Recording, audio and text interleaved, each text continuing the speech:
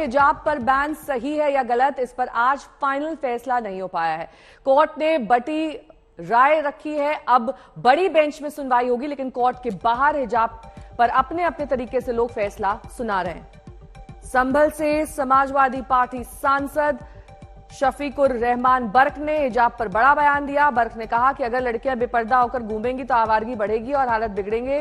BJP ने कहा है कि बर्क की सोच तालिबानी है और बस चले तो ये लड़के लड़कियों को कैद कर दें।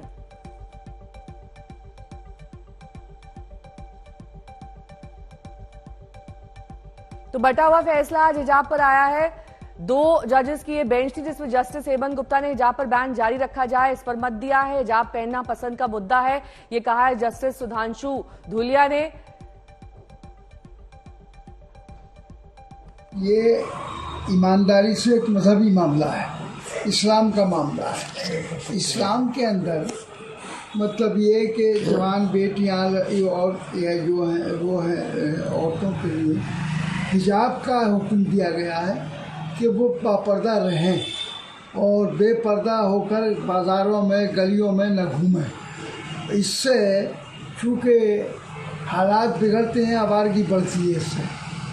और आज अगर इसमें कोई पाबंदी लगाई जाती है कि हिजाब की ज़रूरत नहीं है, वो ये कहते हैं, तो इससे समाज को भी न सिर्फ इस्लाम को बल्कि समाज को नुकसान होगा। और हिजाब पर बैन को लेकर तमाम धर्म गुरुओं की क्या राय है, ये सुन लीजिए। धार्मिक मामलों में इंटरफेयर नहीं करना चाहिए। इस तरह की जो अपीलें हैं उनको सिरे से खारिज करना चाहिए, क्योंकि कोर्ट की अगर पेंडेंसी हम देखें तो वो बहुत ज़्यादा है। कोर्ट को कहना चाहिए सरकार को साफ तौर से कि ऐसे लोग जो इस तरह की अपील डालते हैं उनको कोई ना कोई पनिशमेंट होना चाहिए, क्योंकि हमारे पास ऑलरेडी बर्डन बहुत ज़्यादा है, बहुत ज़्यादा काम है। 3.5 करोड़ मामले पेंडिंग हैं, तो हम उनको देखें या इनको देखें? कि हिंदू सनातन धर्मी भी जागे और अपने धर्म पे कायम रहे, बिना पूजा पाठ किए बच्चों को विद्यालय न भेजे, स्वयं भी बिना पूजा पाठ किए बाहर न जाए, और हर विद्यालयों में मंदिर की स्थापना हो, वहाँ पे बच्चों को सुबह शाम आरती की व्यवस्था करने की हो, और तमाम वो सनातन धर्म की जो मान्यताओं को पालन करने की व्यवस्था हो विद्यालय में।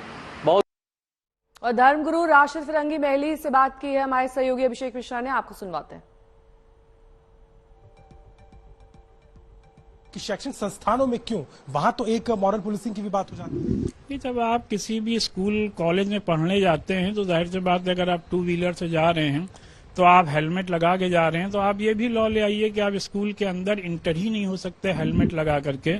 फिर ऑलरेडी कोर्ट के सामने हम लोग एडवोकेट्स ने मुख्तलिफ जो दलीलें दी हैं कि किस तरीके से दूसरे मजहब में, चाहे क्रिश्चियनिटी में हो, चाहे सिखिज्म में हो, या खुद हिंदू मजहब में हो, जो रिलीजियस चीजें हैं उनको पहन के जाने की इजाजत है, कोई रोक नहीं है। तो फिर सिर्फ मुस्लिम बच्चियों पर ही ये रोक क्यों लगाई जा रही है?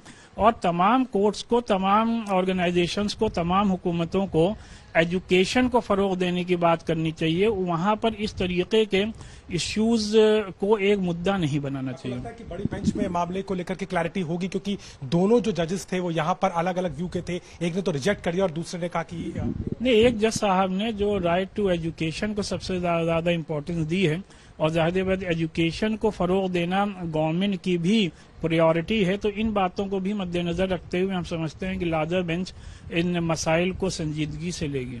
क्या ये केवल कर्नाटक का ही मामला है कि उत्तर प्रदेश में भी इसका असर आप देखेंगे? नहीं, अगर सुप्रीम कोर्ट में मामला चल रहा है तो जाहिर सी बात उसका असर पूरे मुल्क पे पड़ेगा, लेकिन जाहिर सी बात जो मामला टेकअप हुआ है वो कर्नाटक हाई कोर्ट से रिलेटेड ही है। तो इस पूरे मामले को लेकर के खालिद रशीद फिरंगी महली सीधे तौर पर मानते हैं कि बड़ी बेंच में इसको फैसला आना चाहिए और इस बात को समझा जाए कि धार्मिक मान्यताएं और कितनी जरूरत है अगर हिजाब को लेकर के सवाल खड़े किए जा रहे हैं। इस पूरे मामले पर वकीलों का क्या कुछ कहना है, सुनिए। उन्होंने 3 चॉइसेस के ऊपर, 3 पॉइंट्स के ऊपर इसको मेन एम्फेसिस दिया है। उन्होंने एक तो बिजॉय मैनुअल का जो जजमेंट है सुप्रीम कोर्ट का उस पर रेफर करा है, और उसके बाद उन्होंने ये जो चॉइस है, जो अपना सिर के ऊपर किसी को हिजाब रखना है या किसी को कवर करना है, ये लेडी का अपना चॉइस है, तो इस पॉइंट के ऊपर भी उन्होंने एम्फेसिस दिया है।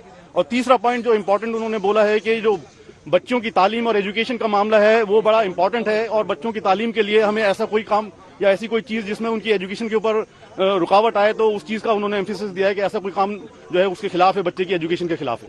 जो गर्ल स्टूडेंट्स हैं उनकी क्या उनका जीवन हम इस जजमेंट से किसी तरह आसान कर रहे हैं, इस ऑर्डर से हम आसान कर रहे हैं, या क्योंकि उस गर्ल चाइल्ड का, उस गर्ल स्टूडेंट का, उस शिक्षिका का जीवन जो है वो भारत में ऑलरेडी बहुत ज्यादा मुश्किल है। तो उन्होंने कहा कि हम क्या उसके जीवन को आसान कर रहे हैं और मुश्किल कर रहे हैं, एक ये और उसमें एक सवाल लगा के कि वो हिजाब पहन के पढ़ने जा सकती है नहीं जा सकती। तो उन्होंने कहा कि इसलिए उन्होंने कहा कि उसकी शिक्षा के अधिकार के लिए उन्होंने जरूरी पाया कि ये जजमेंट और ये ऑर्डर सेटिस्फाइड किया जाए।